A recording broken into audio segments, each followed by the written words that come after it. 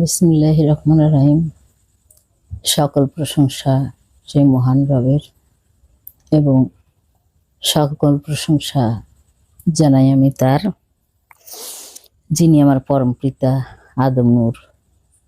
তার তরফ থেকে আমি আমার আত্মা পেয়েছি এবং সেই বিশ্বমাতার প্রতি আমার প্রশংসা রইল, যার তরফ থেকে আমি পেয়েছি আমার এই দেহের অস্তিত্বকে। এবং ভক্তি জানাই আমার জন্মদাতা পিতা এবং মাতাকে, কারণ তাদের ওসিলায় আমি এই পৃথিবীতে আসতে পেরেছি এবং এই সকল শ্রেষ্ঠ মানব জন্ম পেয়েছি।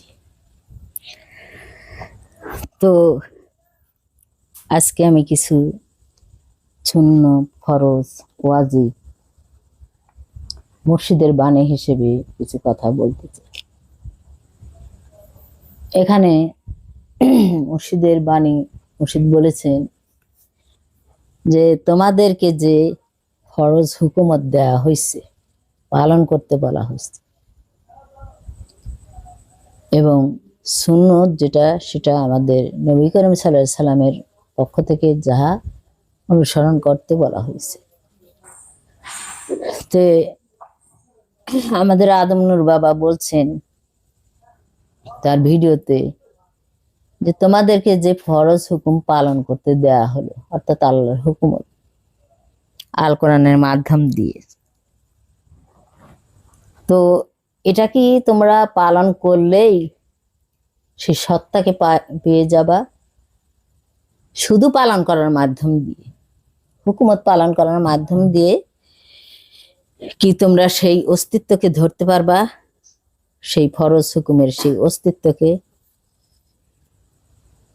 এবং সুন্নত যেটা আমাদেরকে দেখানো হয়, মানে টুপি, পাঞ্জাবি, এগুলো আরো অনেক কিছু দেখানো হয়, এগুলো পালন করলেই কি তোমরা সেই সুন্নতের যে সত্তা সেগুলোকে ধরতে পারবা? আমার মনে হয় না।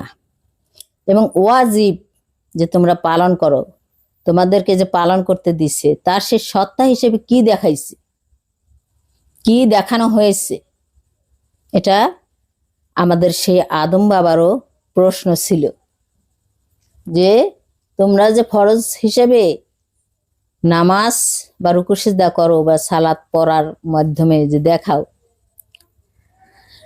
তার মাধ্যমে কি সেই সালাতকে তোমরা ধরতে পারবা? তাহলে আমাদের কি করতে হবে? এটা ধরতে, সত্তা ধরতে আবার কি করতে হবে? সত্তা ধরতে আমাদের কি করতে হবে? কোরআনে যে হুকুমত আসছে এটা শুধু হুকুমত, এটা শুধু হুকুমত, তোমরা এটা করো, ওটা করো, ওটা করো, এরকম হুকুমত। যেমন আমরা কাউকে কোনো কর্ম করার জন্য হুকুমত করি, কিন্তু সেই কর্ম করতে কি শুধু হুকুমতে হয়, নাকি সেই প্রয়োজনীয়তা আছে এবং তার বস্তু বিশেষ আছে, এবং সেই বস্তু বিশেষ দ্বারা একের সাথে আর বস্তু বিশেষকে সংযোগ লাগিয়ে সেই প্রয়োজনীয়তার জিনিসকে তৈরি করতে হয়? নাকি আমরা যেমন ধরো আমি মেয়ে মানুষ, আমি রান্নাই ভালো বুঝি, তো এখন রান্না আমাদের ক্ষুধা লাগে, তাই আমরা রান্না করতে বসি। মা হুকুম করলো বা শাশুড়ি হুকুম করলো কিংবা স্বামী হুকুম করলো যে তোমাকে কি করতে হবে, রান্না করতে হবে, তাহলে প্রয়োজন আমার কেন রান্না করার? ক্ষুধা নিবারণের জন্য আমাকে রান্না করতে হবে, এটা হচ্ছে প্রয়োজন। এবং রান্নার যে বস্তু বিশেষ তাহা দ্বারা আমার ক্ষুধা নিবারণ হবে, তো রান্নার বস্তু বিশেষ একের সাথে আর একটা সংযুক্ত করে সেই জিনিসের বাস্তবায়ন আনতে হয়, কর্ম করে রূপ সেগুলোর একে অপরের সাথে সংযোগ করতে আবার কর্ম করতে হয়। সেই কর্ম হচ্ছে পালন, হুকুমত হচ্ছে খোদার এবং কর্ম হচ্ছে পালন, এবং বস্তু বিশেষ হচ্ছে সেই সত্তা, এবং সেই সত্তাই যে মূলের জিনিসটা, যে জিনিসটা আমি চাই সেই জিনিসটা হচ্ছে আমার সে চাপ আর বস্তু, ফল যাকে বলা হয়। তাহলে এটাই যদি আমরা বুঝি, দুনিয়া ভিত্তিক বুঝি, তাহলে আমরা এখানে কিন্তু ফরজ, সুন্নত এবং যে যে ইবাদতই বলি তার মধ্যেও ঠিক তাই আছে। তাই আমাদের মুর্শিদ এটা বলছে যে তোমরা কি পালনের মধ্য দিয়েই কি সেই ফরজকে ধরতে পারবা, ফরজ সত্যকে ধরতে পারবা, এবং সেই সুন্নতকে পালনের মাধ্যম দিয়েই কি শুধু সেই সুন্নতের সত্যকে ধরতে পারবা? মোটেই না। তাহলে কিন্তু সেই আমি যে প্রথম থেকে আজ অবধি আবারও বলতেছি যে তাহলে সেই বস্তু বিশেষের ফানা ঘটাতেই হবে। হুকুমত একটা এবং সেই প্রয়োজনীয়তা একটা। প্রয়োজন আবার কি? নবুয়তের আমার প্রয়োজন কি, বা কোরআন ফানারই আমার প্রয়োজন কি? আমাদের মুর্শিদ পাক বলেছেন তোমরা আদম নূরকে ধরো। তাহলে আমরা যদি দেখি, তাহলে এই আদম নূরকে ধরে রাখার জন্য একটা পাত্রের প্রয়োজন, যেটাকে আমরা দেহভাণ্ড বলি। তো সেটাকে কি করা হয়েছে? মায়ের গর্ভে পাঠানো হয়েছে কিনা? তো মায়ের গর্ভে থেকে সেইটা ধরার জন্য, সে আদম নূরকে ধরার জন্য একটা দেহ গঠন হয়। তাহলে এই দেহটা তো আর এমনি এমনি হয় নাই, এই দেহটা তো এমনি এমনি হয় নাই। আর এই আদম নূরও এমনি এমনি মায়ের গর্ভে যায় নাই। আদম নূরের কোনো মুক্তির প্রয়োজন নেই, কিন্তু এই দেহে যারা আছে তাদের একটা মুক্তির প্রয়োজনীয়তা আছে। তাহলে তাদের যদি মুক্তির প্রয়োজনীয়তা থাকে, তাহলে তাদেরকে ওই আদম নূরের সাথে সংযোগ লাগতে বলা হলো। এটা মা সেই সংযোগটা লাগায়ে দিল। তাহলে আমরা তো সংযোগ হয়েই গেছি, আদম নূরও পেয়ে গেছি এবং সমস্ত নবুয়তের সাথে আমরা সংযুক্ত হয়েছি। কিন্তু আবার আমাদের সেগুলো কেন করতে হবে?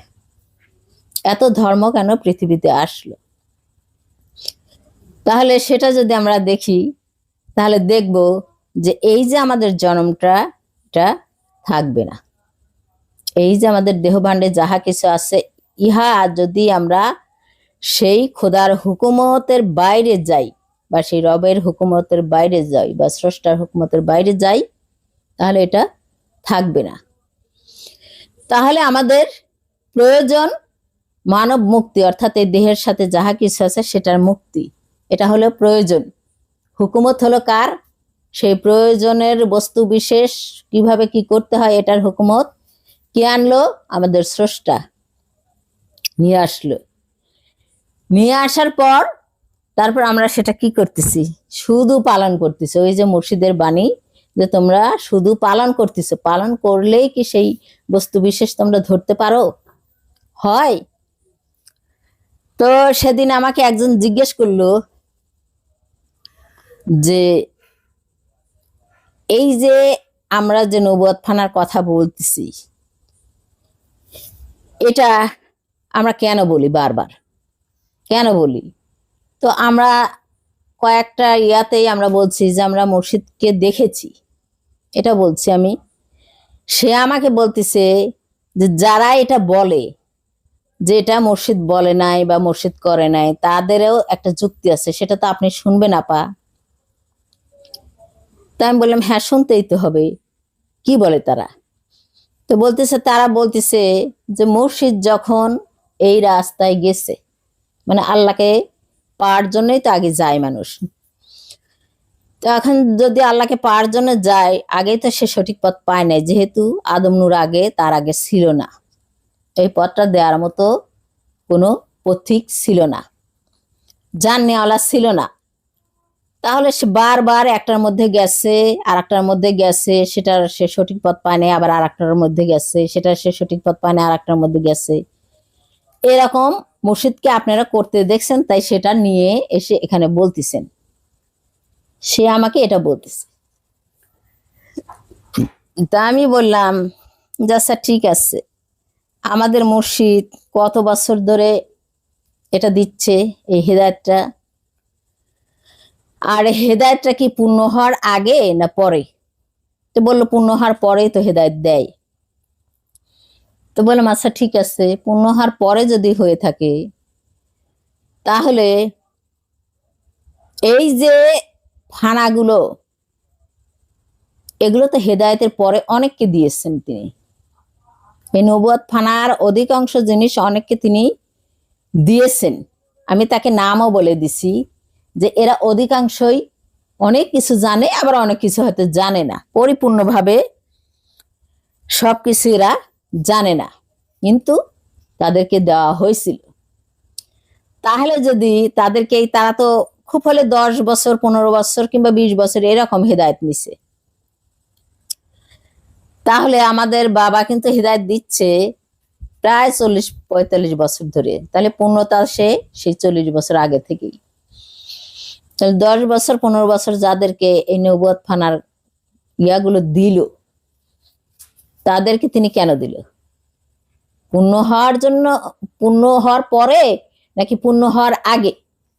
যদি পূর্ণ হওয়ার পরে দিয়ে থাকে তাহলে আমার কথা সত্য, আর যদি পূর্ণ হওয়ার আগে দিয়ে থাকেন তাহলে ওই যে ওরা বলতেছে যে আমরা একটা দেখছি আর একটা সত্য, হয়তো সত্য মিথ্যার মধ্যে আছে, হয়তো মুর্শিদ সেই সঠিক পথ পান নাই, এগুলো করছে বারবার, তাই আমরা দেখছি সেটাই নিয়ে আসতেছি। এখন আমি যদি বলি যে আমি তো অনেক পরের হেদায়েতে, তার পূর্ণ হওয়ার অনেক পরে, হেদায়েত দেওয়ার পরেই, তার পূর্ণ হওয়ার পরে আমি হেদায়েতটা নিছি, তাহলে আমি তো অনেক এই নবুয়তি ফানার ঘটনা জানি, অনেক। এবং আর এই যে বাবা যে ওফাত হয়েছে তারও কিছুদিন আগেও অনেক কিছু তার কাছ থেকে আমি শুনে শুনে করছি। তাহলে এটা কি? এখন বলবে কি এরা তো খালি মানে তর্ক বিতর্ক করার জন্য, মানে আমাকে মিথ্যা প্রমাণ করার জন্য এগুলো নিয়ে আসে। তাহলে বলবে যে শুধু তোমাকেই দেয় আর কাউকে দেয়নি, এটা কিন্তু সত্য নয়।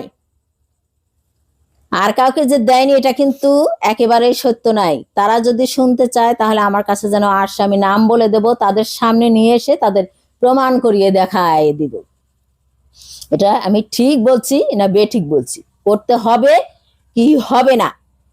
এবং এই মুর্শিদের যে এই ইয়াটা, বাণীটা, এটা কিন্তু তার প্রমাণ যে তোমরা সেই ফরজ হুকুমতের মধ্যে দিয়ে, পালন করার মাধ্যম দিয়ে তোমরা সেই সত্তাকে ধরতে পারবা না।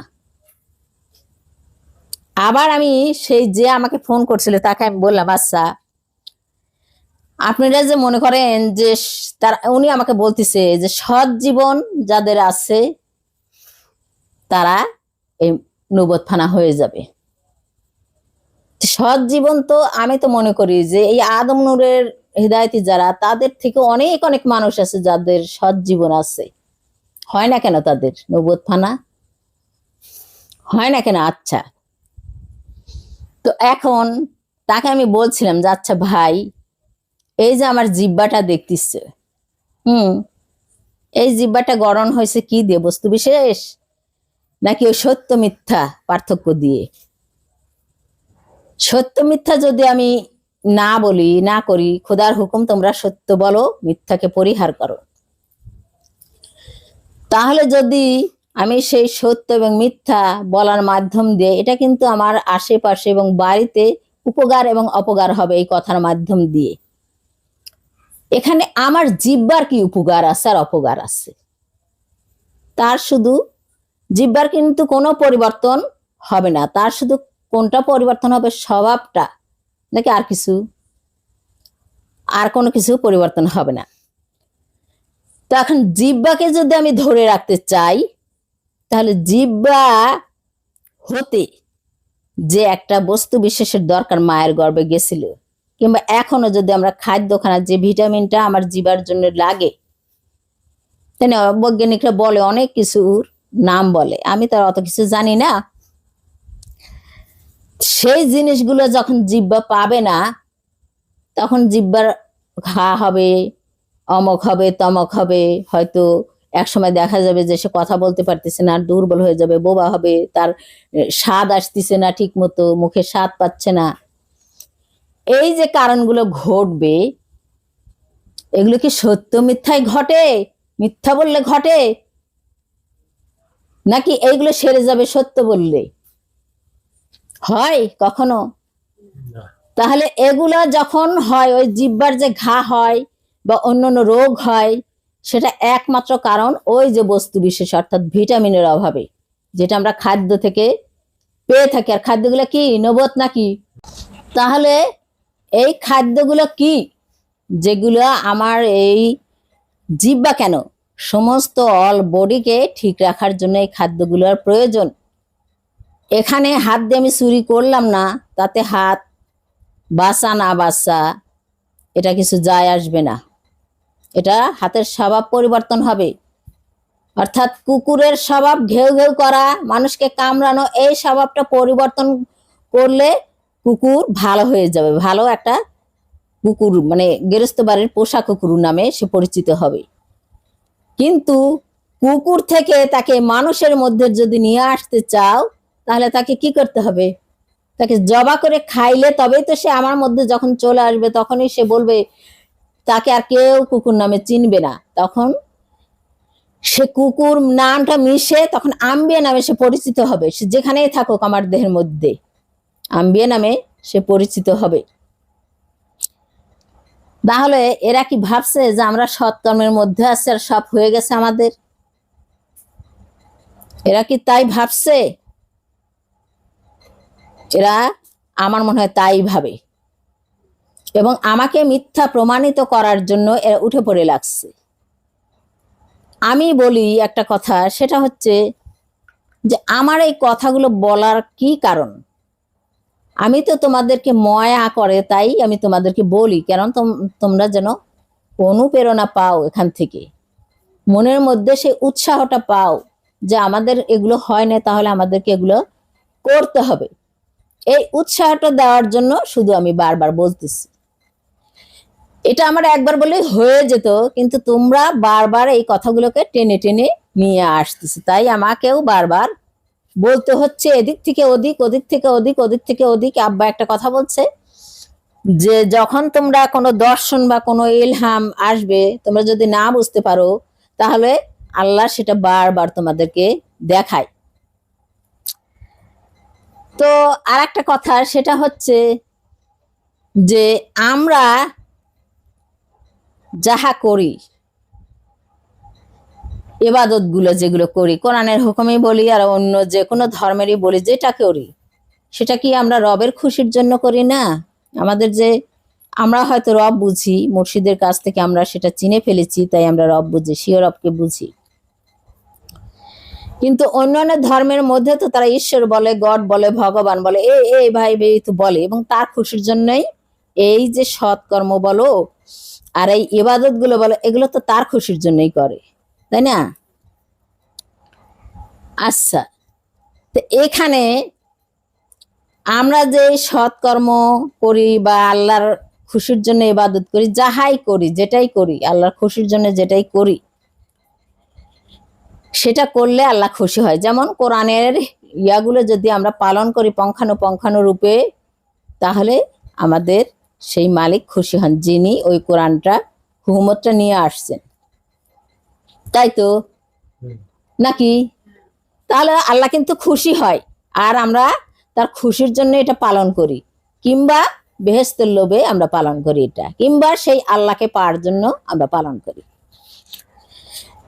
তো এই যে আমরা যে বেহেশতের জন্য এটা করি, বা আল্লাহকে পাওয়ার জন্য করি, বা সেই যেটার জন্যই করি আর কি, আল্লাহকে খুশি করার জন্য করি, যার জন্যই করি, এখানে আমাদের একটা লাভ আছে। এখানে আল্লাহর খুশি হওয়ার কি লাভ? এখানে কি আল্লাহর খুশি হওয়ার কোনো আছে কিছু? আমি তো দেখি না, কারণ তার লয় নাই, ক্ষয় নাই, তার কোনো মুক্তির আশা নাই, কিছু নাই। তাহলে তিনি কেন খুশি হন?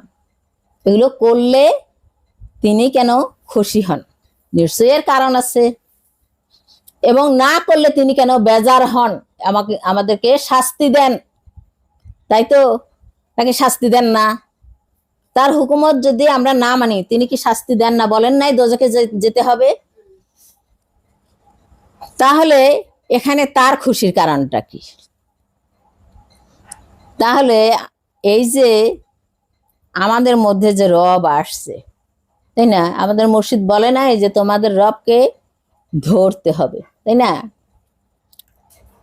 তাহলে যদি ধরতে হয় তাহলে আমাদের একটা দেহের ভাণ্ডের দরকার আছে, নইলে কি আমরা ধরতে পারবো? ধরতে পারবো না।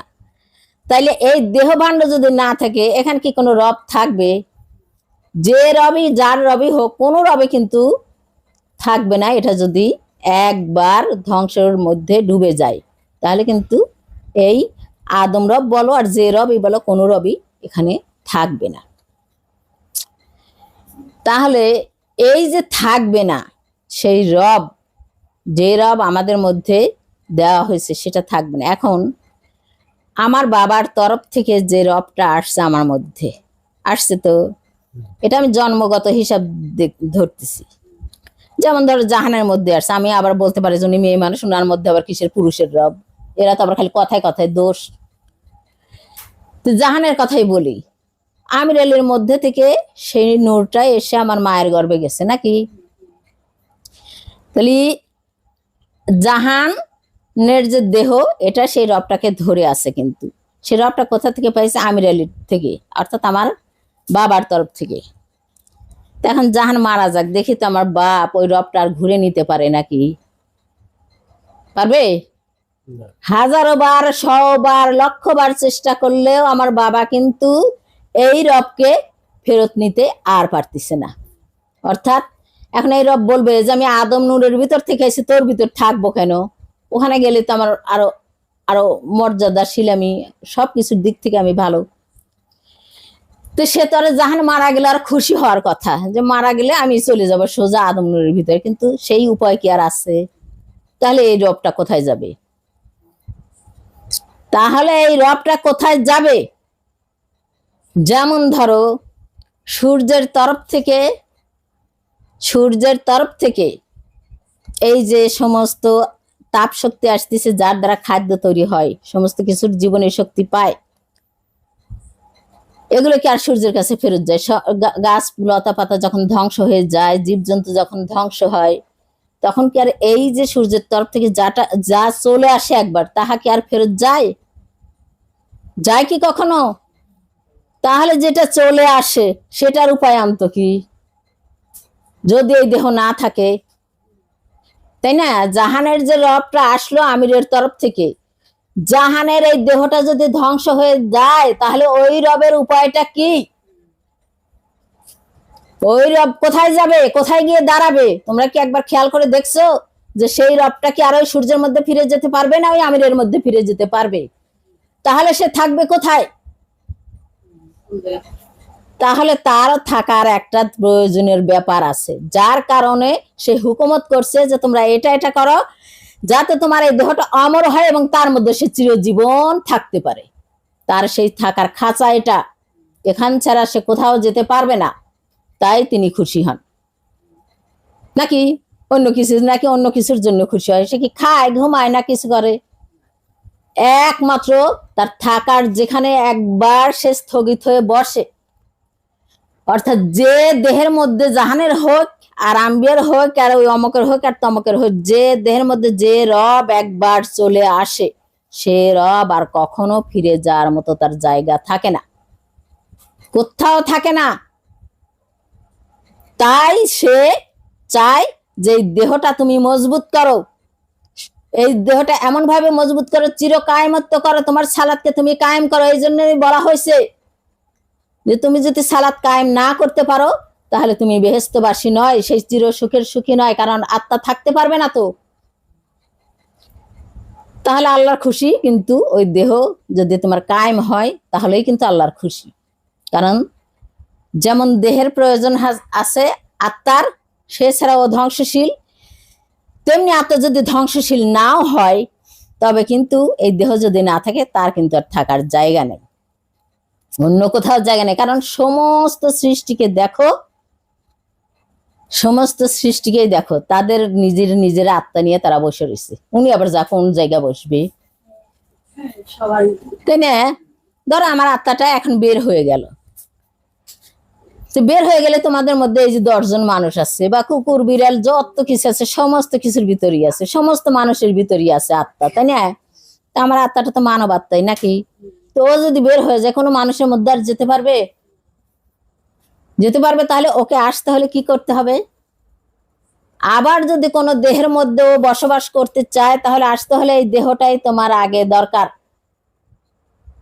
এই দেহটা তাই তোমাকে নবুয়ত ফানা ঘটায় চিরকায়েম করে নিয়ে গেলে ওই কবরে গেলে ওই দেহ আবার আসবে, তার মধ্যে এই আত্মাও আসতে পারবে। এই জন্যই আত্মা তোমার ইবাদতে খুশি, নইলে আত্মারা তো ঠেকা পড়ে নাই খুশি হওয়ার।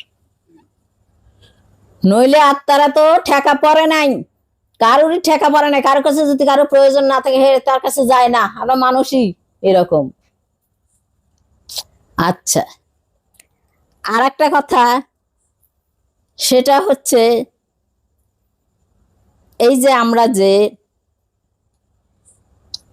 এই যে সুপারিশের কথা বলি, তাই না? সুপারিশের কথা বলি, এখানে সুপারিশ কোরআনে আছে, বারবার আয়াতে আসছে, যা আমার মনোনীত যে আমি সেই বললে তবেই শুনবো।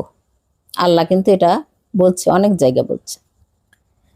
আবার কোনো কোনো জায়গায় লেখা আছে যে কারো সুপারিশ সেদিন গ্রহণ করা হবে না। তো এখন আদম শফিউল্লাহ, এই যে আদম শফিউল্লাহ শাফায়াতের মালিক, এই কথাটা কিন্তু কোরআনে নাই বা কোনো ধর্মগ্রন্থে নাই। আদমকে শফিউল্লাহ করা হয় নাই, আদমকে করা হয়েছে খলিফাতুল্লাহ। শফিউল্লাহর চাইতে মানে অধিক বেশি। কোরআনে আসছে আদম খলিফাতুল্লাহ, অর্থাৎ আল্লাহর প্রতিনিধি, অর্থাৎ আল্লাহ যাহা কিছু করতে পারেন এই পৃথিবীতে সেই দায়িত্ব, তাকে একটা দায়িত্ব দিয়ে পাঠানো হয়েছে, সে দায়িত্বর তিনি প্রতিনিধি। তো এখন যদি আদম প্রতিনিধি হয়, সে কি সুপারিশ করবে না সুপারিশ গ্রহণ করবে?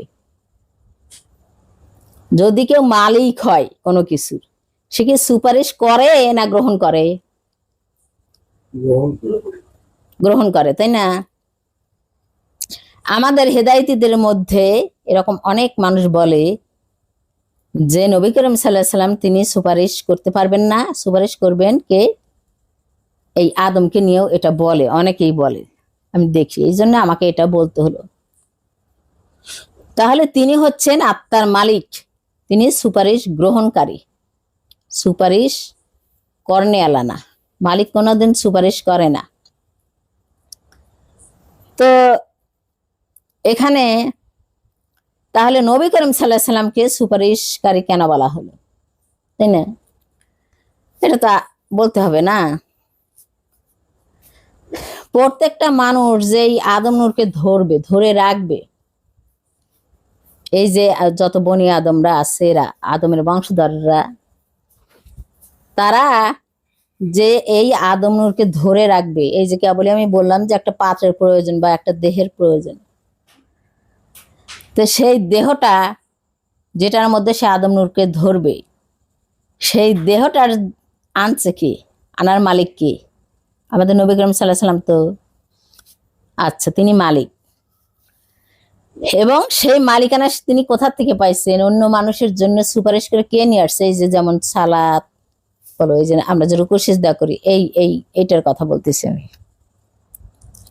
স্বীয় রবের ইবাদত করো, তারপরে তোমরা হজ করো, তোমরা কোরবানি করো, এগুলো কি দেহের জন্যই তো, আর আত্মার জন্য না। আত্মাকে ধরে রাখার জন্য, এবং যেটার মধ্যে আমরা ধরবো সেটাকে তৈরি করার জন্য।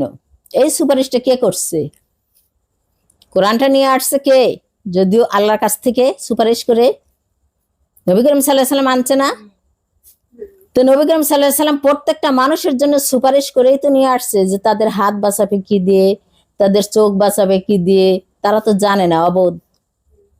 তা আল্লাহ তুমি তোমার হুকুমতের মাধ্যম দিয়ে তাদের বুঝাই দাও তারা কি করে এগুলোকে রক্ষা করবে। এটা কি সুপারিশকারী নয়? যেমন ধরো, এই যে এই বাড়িতে আমি আসছি না, এখন ধরো যে আমার জন্য রান্না করতে হবে, এবারে মালিককে জাহান, জাহান তো জানে না যে কি কি লাগবে, তাই না? রান্না করতে কি কি লাগবে জাহান তো জানে না, সে সব কিছুর মালিক, কিন্তু তবু সে জানে না। কিন্তু না জানার কারণে কি সংসার আছে কি না আছে এটা জানেন, এটা সাধারণত মায়েরাই জানে কিন্তু সন্তানের কি লাগবে না লাগবে। তো এর জন্য সুপারিশ কে করে? জাহানের বউ তো, যে গেদার জন্য এটা আইনো, দুধ নাই ফুরাই গেছে, ওটা নাই ফুরাই গেছে, এটাকে বলা হয় সুপারিশকারী নাকি?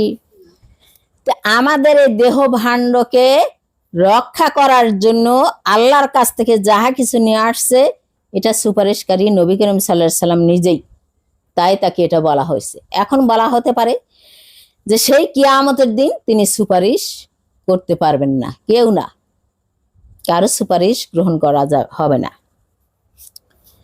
কারণ মায়ের গর্ভে যখন কোনো সন্তান যায় সেখানে কি সুপারিশ করতে হবে আর কি সুপারিশ করতে হবে না এটা কিন্তু মা তেমন একটা জানে না, এটা কিন্তু মা তেমন একটা জানে না, অটোমেটিক সে সন্তান হয়ে যায়। এই জন্য এখানে কোনো সুপারিশ চলে না। তাই পূর্ণ জন্মে গিয়ে তুমি তোমার এখানেই যে সুপারিশ করে যেগুলো নিয়ে আসলো নবী করিম সাল্লাল্লাহু আলাইহি সাল্লাম, তোমাদেরকে হুকুমত দিলে যে এটা এটা করতে হবে, সুন্নত যেটা আমাদের মসজিদ যেটা বললো যে তোমাদের সুন্নত শুধু পালন করলে হবে না, সত্য ধরতে হবে। সেই সত্য ধরার যে ইবাদত গুলো যে আমরা কোরআনে দেখি না, অনেক ইয়া রয়েছে বা এই আয়াত রয়েছে যেগুলোর অর্থ কেউ বুঝে না, সেই আয়াতের মধ্যেই এই সত্য ধরার আকার ইঙ্গিত রয়ে গেছে। তখন তিনি সুপারিশ করে নিয়ে আসছে, নিয়ে এসে তোমাদেরকে সেটা পালন করতে বলছে এবং সেই সত্য ধারার ইবাদত গভীর তত্ত্ব নিয়ে তোমাদেরকে সেটা ধরতে বলা হয়েছে। কেন বলা হয়েছে? কারণ পরবর্তী জীবনে কেউ তোমাদেরকে সুপারিশ করবে না, কারণ এটা যদি তুমি এখান থেকে না নিয়ে যাও ওখানে গিয়ে আর পাবা না, ওখানে সুপারিশ চলবে না, তাই ওখানে কোনো সুপারিশ গ্রহণ করা হবে না। কারণ এখান থেকে তোমাকে সুপারিশ করে যাহা কিছু নিয়ে আসছে এটা তুমি পালন করো এবং সেই অনুযায়ী কর্ম করো, সেই অনুযায়ী বস্তু বিশেষ ধারণ করো, তবেই তুমি সেই সত্তার মালিকানা নিয়ে এখান থেকে যাবে, সেই সত্তার মালিকের সাথে তুমি বন্ধুত্ব করে যাবে, তখন তুমি গিয়ে ওখানে গিয়ে সেই সুপারিশের মাধ্যমে সেটা পেয়ে যাবে, এখানে তোমার সে কর্ম করার কারণে। ঠিক আছে, তাহলে সুপারিশের বর্ণনা। তো আর একটা কথা, আজ আমি একটা পোস্ট দিছিলাম, আজ না হয় কাল দিছিলাম, মনে হয় রাত্রে কি কখন জানি দিছি আমার মনে নেই। তো সেখানে একটা পোস্ট দিছি যে মনে নেই তেমন একটা, তবুও যে মহান রবের ইচ্ছাই শ্রেষ্ঠ ইচ্ছা, অর্থাৎ মহান মালিকের ইচ্ছাই শ্রেষ্ঠ ইচ্ছা এবং তার ইচ্ছাই সবচাইতে ভালো। তো মতিউর আমাকে জিজ্ঞেস করছে, তাই বলে কেউ জানি ভাবে না যে মতি ভাইকে বলতেছি, এটা মতিউর অন্য একজন। এ আমাকে বলতেছে যে সেই মহান রব তিনি কি করছেন তার ইচ্ছায়, আপনি একটা দেখান, খালি আজাইরা কথা নিয়ে আসেন, এটা সে বলছে। আচ্ছা, যখন আদমকে সৃষ্টি করা হলো সমস্ত সৃষ্টির মুক্তির জন্য নাকি, তখন সমস্ত মানুষ সমস্ত ফেরেশতারা যারা ছিল ওখানে যারা ছিল সবাই তো অনিচ্ছা পোষণ করছিল নাকি? সে একটা দেখাতে বলছে, আমি অনেকগুলো দেখাই। তো অনিচ্ছা যখন পোষণ করছিল তখন এই যে আদমকে নিয়ে আসলো তাদের মুক্তির জন্য, এটা কার ইচ্ছে ছিল? মহান রবের নাকি এই আদম রবের? তখন কি আদম সৃষ্টি হয়েছে? তাহলে তার এই যে তার ভিতর থেকে আত্মা দিয়ে এই পৃথিবীতে আত্মা দিয়ে আদম খলিফাতুল্লাহকে যে পাঠালো সমস্ত সৃষ্টির মঙ্গলের জন্য নাকি এমনি এমনি সেই ইচ্ছাটা আনছে তিনি? সমস্ত কিছুর তো মঙ্গলের জন্য নাকি? তাহলে মহান মালিক মহান রব তার ইচ্ছা নেই? তার ইচ্ছা নেই? আচ্ছা, সমস্ত মানুষকে যে পাঠালেন তিনি, এই যে সমস্ত সৃষ্টিকে যে পাঠালেন তিনি, খাওয়ায় কে? মাটির কি ক্ষমতা আছে 1 লাখ খাদ্য তৈরি করার? এগুলো তৈরি করার ক্ষমতা আছে মাটির? না বাতাসের কি ক্ষমতা আছে? না পানির ক্ষমতা? না কোনো সৃষ্টির ক্ষমতা আছে? এগুলো এগুলো কার ইচ্ছেতে হয়? এগুলো কার ইচ্ছেতে হয়? সেই স্বয়ং রবের ইচ্ছাতে না, নাকি এটা আদম নূরের রবের ইচ্ছায় হয়? এগুলো কোনো মানুষের ক্ষমতা আছে একটা ধানকে দুইটা ধান বানানো? নেই। আদম নূরকে এখানে পাঠানো হয়েছে সমস্ত সৃষ্টিকে তুলে এনে এই মানব জাতিতে পরিণত করার ধর্ম তিনি দিয়েছেন। তিনি ওই সৃষ্টিরা কিভাবে একটা ধান থেকে 10টা হবে এই দায়িত্ব তাকে দেওয়া হয়নি, এবং তিনি এটা নিয়েও আসেন নাই। তাহলে এখন আমি যদি একটা বিল্ডিং বানাতে চাই, এটা আগে ইচ্ছা করব না যে আমি একটা বিল্ডিং বানাবো আমার সন্তানদের জন্য? তাহলে আমার ইচ্ছা থাকতে হবে, তাই না? তারপর আমি সেটা কর্ম করব, এটা করব, ওটা করব, এটা থাকতে হবে। তো মালিকের সেই মহান রবের যদি ইচ্ছা নাই থাকবে, এত কিছু কেন তিনি তৈরি করলেন?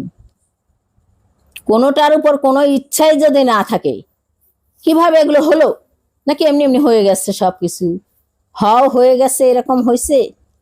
নাকি তিনি সবকিছু করছেন? তিনি বলছেন না যে আমি নিজ হাতে আদমকে তৈরি করছি? তো এমনি নাকি নিজের ইচ্ছাকৃত ভাবে তৈরি করছে? নাকি সেই ইচ্ছার পিছনে কোনো ভালো উদ্দেশ্য ছিল না? মঙ্গলময় ছিল না সমস্ত সৃষ্টির জন্য? তো কি বলে এরা? ও বুঝে না বলে কি সবাই বুঝে না? ও বুঝে না বলে কি সবাই বুঝে না? কি বলতে চায় এরা আমাকে? এরা আমার কথা শুনে কি শুধু হিংসাই বাড়ে এদের মনে, নাকি বুঝ জ্ঞান আসে না এদের একটু, যে আপা আমাদের জন্য ভালো করতেছে না মন্দ করতেছে? ভালো করতেছি না মন্দ করতেছি? তারপর আবার বলতেছে যে আপনি সেই মহান রবের তরফ থেকে কি কি করছেন একটু দেখান, তার ইচ্ছার কি কি করছেন। তো এখন যদি দেখাই, এই যে কোরআনের যাহা কিছু বর্ণনা আসছে এগুলো তো তার ইচ্ছেই না? তা আমি যদি এখন সালাত কায়েম করি, এটা তার ইচ্ছা ছিল না? নাকি আমি এইসব ইচ্ছা নিয়ে এসে কোরআনে ভরে দিছি? নাকি সেই মালিকের ইচ্ছা? নাকি আদম আদম আলাইসাল্লাম এগুলো নিয়ে এসছে এই কোরআনের? এটা সে নিয়ে আসছে? আনে নাই। আচ্ছা, আমি আদমেরটা পরে বলতেছি। তারপরে এই যে শিয়র আবার ইবাদত, মানে আমি রবকে যেন ধরি, এটা কে নিয়ে আসছে? কার ইচ্ছায় হয়েছে? ওখানে বলা হয়েছে ওই লেখাটা কার ইচ্ছায় হয়েছে? ওই আয়াতটা কার ইচ্ছায় হয়েছে? সেটা কি মহান রবের ইচ্ছায় নয়? তো সেটা যে আমি পালন করি, তার ইচ্ছায় পালন করি নাকি আমার ইচ্ছায় আমি করি? তার ইচ্ছাই তো করি না? আমি আমার দেহকে বাঁচানোর জন্য, তার ইচ্ছায় আমি আমার দেহকে বাঁচানোর জন্য আমার ইচ্ছাকে সংযোগ, তার ইচ্ছার সাথে সংযোগ লাগাই আমি পালন করি আমার ভালোর জন্য। কিন্তু হুকুমত তার, ইচ্ছা তার। আমি যদি তার ইচ্ছাকে পূরণ না করে দেই, আমাকে রাখবে তিনি? তিনি রাখবেন?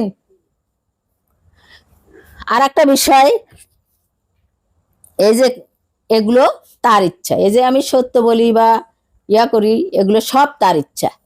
এখানে আমি কিছু আগে থেকে জানতাম না, আমায় যখন শিশু ছিলাম তখন সত্য বলতে হয় না মিথ্যা বলতে হয় এগুলো আমি জানি নাই। মানুষ যে বলে যে দেহ কোরআন, দেহ কোরআন, রাখ তোর দেহ কোরআন। কিসের দেহ কোরআন? সমস্ত কিছু এই জ্ঞান রব মানুষের মধ্যে হাজির হয় যখন ইবাদতের মারফতে বা সাধনার মারফতে, তবেই তো সেই দেহ কোরআনের হিসাব আসে। থেকে আগেই নিয়ে আসেন দেহ কোরআনের হিসাব, সেই শিশু নিয়ে আসে, তখন কি তার দেহ কোরআন থাকে না? থাকে তো তার দেহ কোরআন। তো পারে না কেন সেই দেহ কোরআনের কোনো কিছু বলতে? পারে না।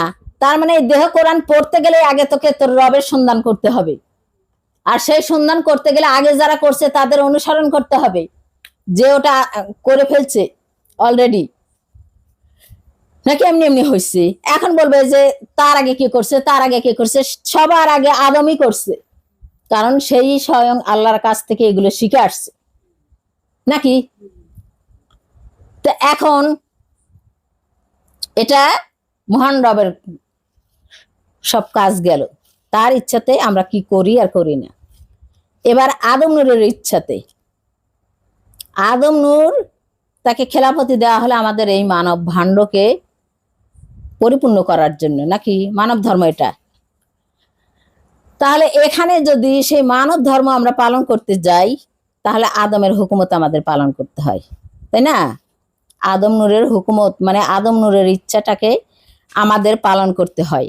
আর আদম নূর যেটা পালন করছে, যেটা পালন করে এই আমাদের উপর আবার তার ইচ্ছা এনে দিছে, তার ইচ্ছাটা ছিল কার? মহান রবের, নাকি নাকি তার নিজের নিজের ইচ্ছা ছিল? কোরআনে কি বলে নাই স্পষ্ট ভাষায় যে আমি আদমকে কিছু বাণী শিখালাম? আমাদের মুর্শিদ কি বলে নাই যে আমি সরাসরি আল্লাহর জ্ঞানে জ্ঞানী? নাকি বলছে? বলে নাই মুর্শিদ যে আমি আল্লাহর জ্ঞানে জ্ঞানী, এবং সেখান থেকেই সেই আগলেই। তাহলে মুর্শিদ যদি আল্লাহর জ্ঞানে জ্ঞানী হয়ে থাকে, সেই আল্লাহর ইচ্ছায় সে জ্ঞানী, আল্লাহ তাকে ইচ্ছা, নিজের ইচ্ছায় স্বীয় ইচ্ছায় তাকে জ্ঞানী করছে। আর সেই তার ইচ্ছাই আবার এই আদম নূর আমাদের সেই ইচ্ছাটা সে বলে দিতেছে যে এটাই আল্লাহর ইচ্ছা, তোমরা পালন করো। নাকি সেই জ্ঞান নিয়েই তো এই আদম নূর জ্ঞানী হয় আমাদেরকে সেই ইচ্ছাটাই প্রকাশ করতেছে, নাকি নাকি তার ইচ্ছে তিনি প্রকাশ করে? তাহলে তিনি বলে কেন যে আমি স্বয়ং এলার জ্ঞানে জ্ঞানী, এলার কাছ থেকে আমি সরাসরি জ্ঞান শিখছি? সে তো বলে না যে আমি একা একা জ্ঞান শিখছি, বলছে কখনো? সে বলছে যে আমি শ্রেষ্ঠ জ্ঞানী। কেন? কারণ আমি স্বয়ং আল্লাহর জ্ঞানে জ্ঞানী, এটা অন্য কেউ পায় নাই। তাহলে এই ইচ্ছেগুলো কার? মহান রবের নাকি আদম রবের? আদম রবের উপর যেটা দায়িত্ব পালন করতে দেওয়া হয়েছে, তিনি সেই দায়িত্ব পালন করতে গিয়ে তার ইচ্ছাগুলো তিনি প্রকাশ করতেছেন, এবং সেই ইচ্ছাটা স্বয়ং মহান আল্লাহ পাকের। কারণ তিনি এই আদমকে পাঠাইছেন, আদম খলিফতুল্লাহকে পাঠাইছেন দায়িত্ব দিয়ে সমস্ত সৃষ্টির উপকার্থে। তার ইচ্ছা এটা, এটা অন্য কারো ইচ্ছা নয়, এবং এটাই মঙ্গল মানুষের জন্য। কি বলে কোন ধর্ম পালন করে আমি তো কিছুই বুঝি না। এরা কোন আদম নূরের জ্ঞানে জ্ঞানী হলো? আদম নূর কি বললো? এরা কি বলে? কি বলে আমি তো কিছুই বুঝি না এদের। এরা এটা নিয়ে আসে, ওটা নিয়ে আসে, ওটা নিয়ে আসে, ওটা নিয়ে আসে। আমাদের মুর্শিদ কি বলছে? তোমরা তোমাদের নিজেকে দেখো, এদের মধ্যে, এগুলোর মধ্যে নাই। তোমার ফরজ সুন্নত তোমরা এগুলো দেখো, এগুলোর মধ্যে এরা নাই। আজকে দেখলাম একটা পোস্টে, কার জানে একটা হাতে এখন আব্বার এখন কি যেন একটা কাগজ দিছে না কি দিছে আল্লাহ জানে, হাতের উপর করে ছবি তুলে পোস্ট দিছে মামুন, দেখলাম। এখন হাত ওটা কার তা আমি জানি না, তার সুরত তো, চেহারা সুরত তো দেখা যাচ্ছে না, আর চেহারা না দেখা গেলে তো বোঝাও যাবে না। তো দিয়ে বলছে যে যারা 30 বছর এই একটা সেরা কাগজ মুর্শিদের দেওয়া বলে যত্ন করে রাখতে পারে, তারা কার ক্ষতি করতে পারে, মুর্শিদের ক্ষতি করতে পারে? আমার মনে হয় না। তা আমি বলতে চাই যে ওই যে যে ভাই, নিশ্চয়ই ভাই, যেহেতু পাঞ্জাবি পরা হাতটা দেখা যাচ্ছে, ওই ভাইকে বলতে চাই যে ভাই, আপনি একটা ছিঁড়া কাগজের এত কদর করতে জানেন, এবং যারা আপনাকে উস্কানি দিয়ে এটা দেখানোর জন্য নিয়ে আসলো, আপনার মন নিশ্চয়ই মুর্শিদের জন্য ব্যাকুল, তাদের মনও ব্যাকুল। যারা উস্কানি দিয়ে নিয়ে আসছে তাদের মনও ব্যাকুল। আমি আরেকদিনও বলছি, যারা মুর্শিদের জন্য সবাই পাগল। তাহলে আপনার যদি একটা ছেঁড়া কাগজের জন্য এত দরদ, এত দরদ, আমি তো মনে করি আপনার খুবই দরদ। এটা আমি এমনি বলতেছি না, সত্যি বলতেছি যে আপনার সেই দরদের কোনো সীমানা নেই, অসীম দরদ আপনার মুর্শিদের প্রতি। কিন্তু আপনাদের আমি আর একটা কাজ দেখে আমি বুঝি না যে আপনাদের দরদ এখানে গিয়ে এরকম হচ্ছে কেন। অর্থাৎ একটা কাগজ, সেটা কিন্তু কোনো মানুষের তরফ থেকে আসে নাই, জীবের তরফ থেকে আসছে না, শুধু মুর্শিদ তাকে একটু হাত দিয়ে দিছে, তাতেই তার এত দরদ। কিন্তু এই যে ব্যক্তি বসে আছে জাহান, এটা কার আত্মা?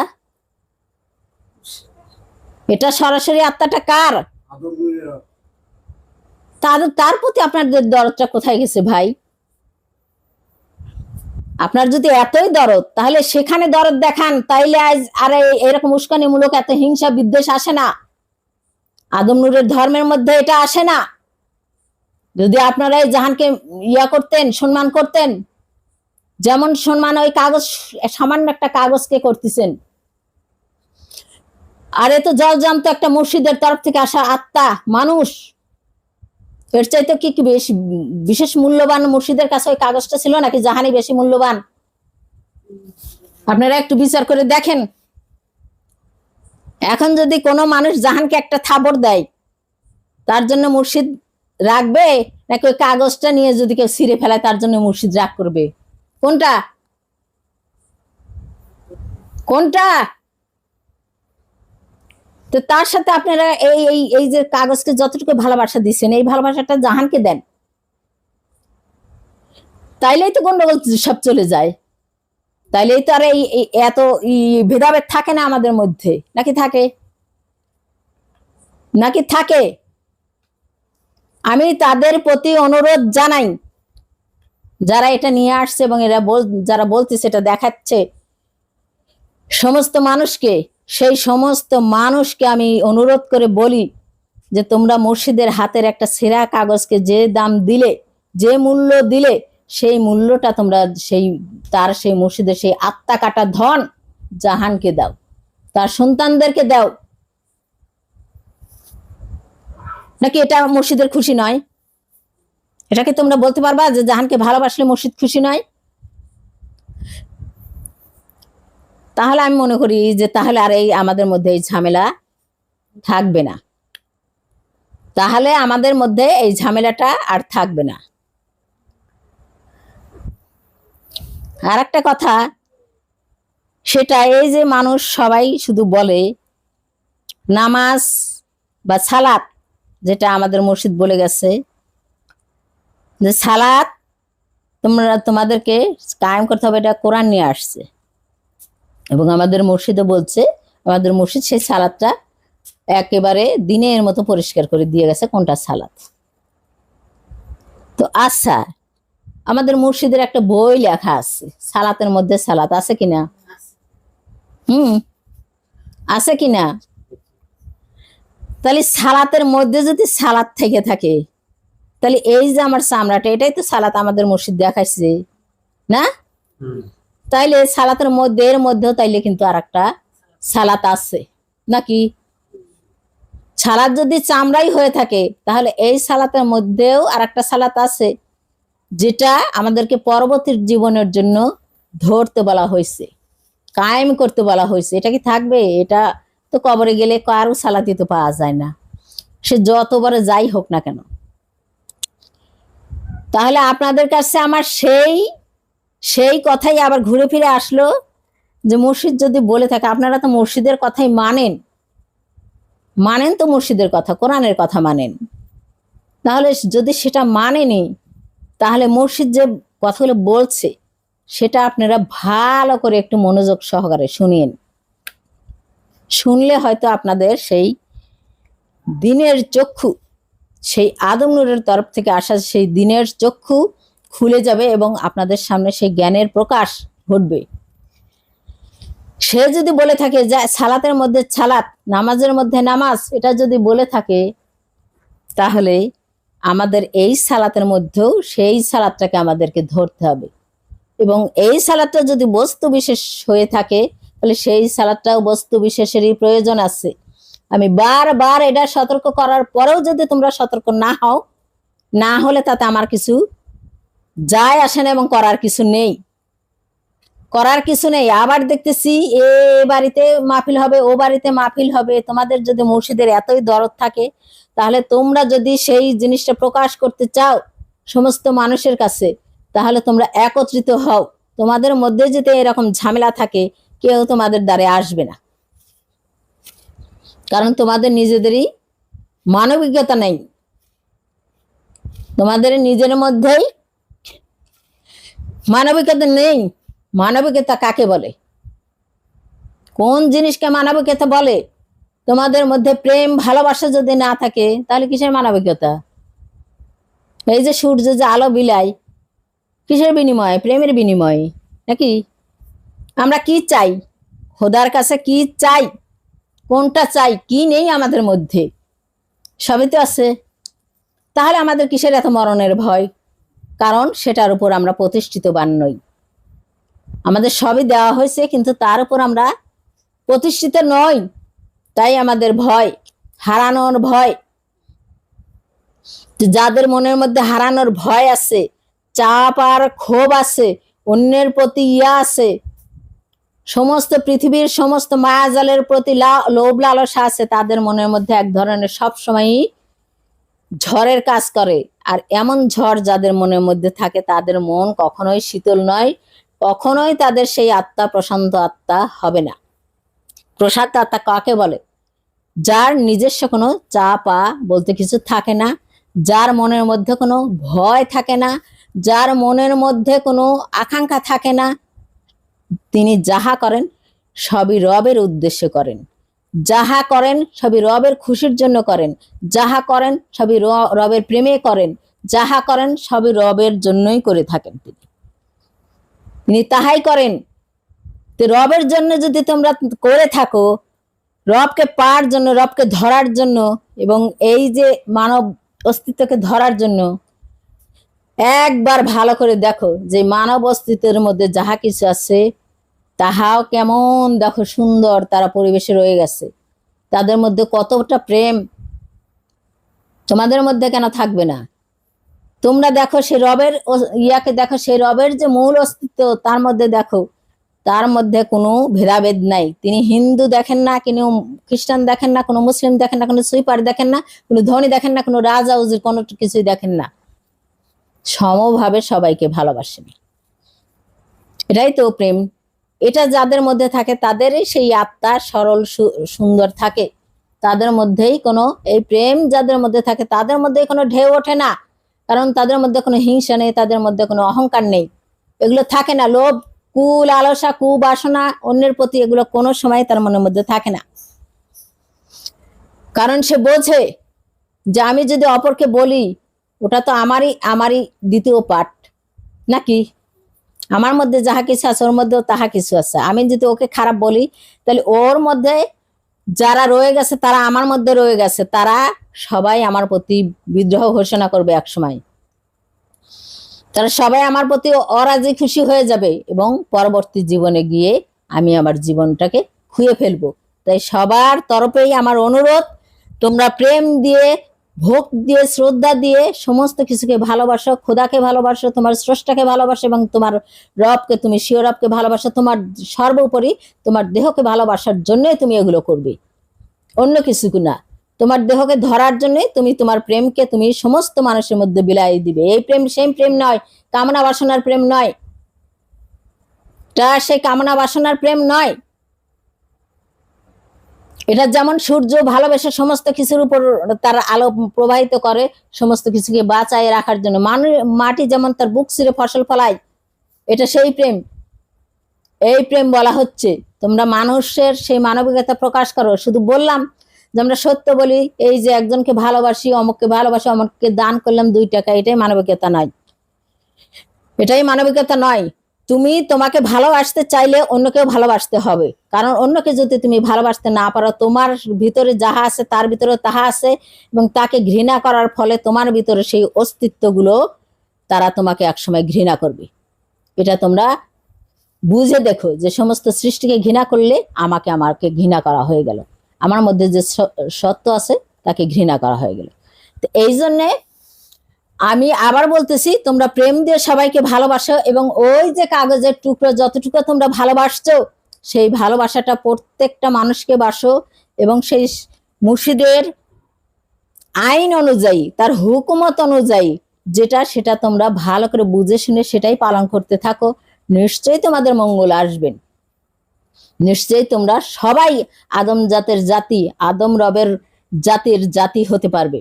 এটা বলে আমি আমার বক্তব্য এখানে রাখতেছি। সবার প্রতি আমার সালাম। আসসালামু আলাইকুম ওয়া রাহমাতুল্লাহ।